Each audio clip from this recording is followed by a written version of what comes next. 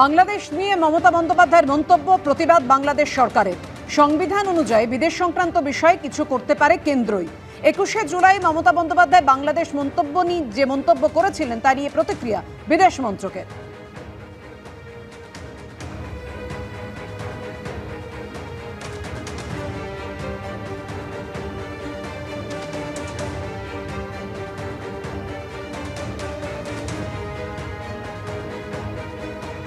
हम लोगों को बांग्लादेश की सरकार की तरफ से एक डिप्लोमेटिक नोट मिला है।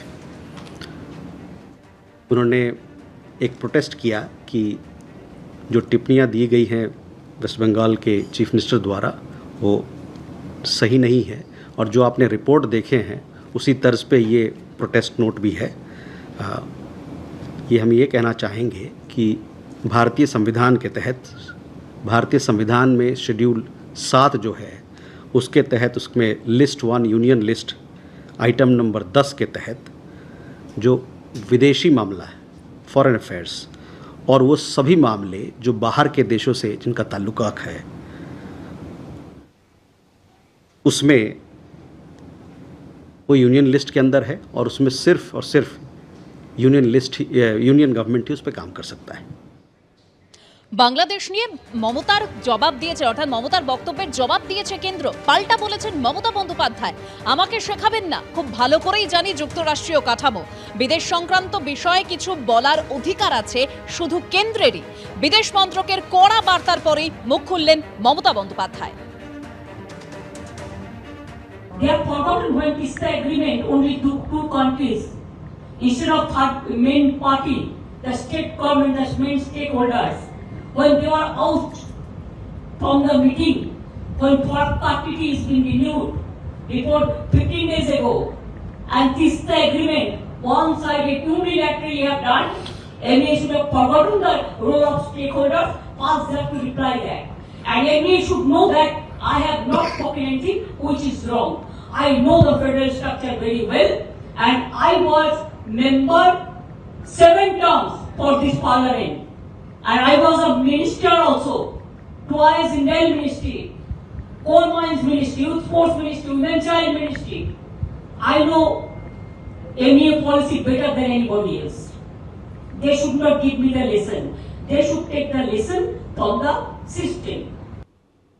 তবে 21শে জুলাইয়ের সমাবেশ থেকে মমতা বন্দ্যোপাধ্যায়ের যে মন্তব্যকে ঘিরে এই বিতর্ক, মমতা বন্দ্যোপাধ্যায় বলেছিলেন বাংলাদেশ থেকে কোনো অসহায় মানুষ যদি বাংলার দরজায় খটখটানি করে তবে অবশ্যই আমরা তাদেরকে আশ্রয় দেব, তবে যা বলার ভারত সরকার বলবে। কি বলেছিলেন তিনি সেদিন দেখুন।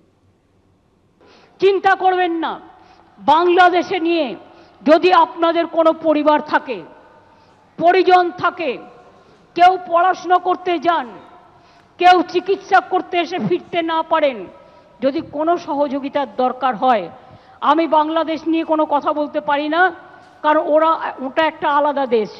যা বলার ইন্ডিয়া গভর্নমেন্ট বলবে, আমি বলতে পারি না।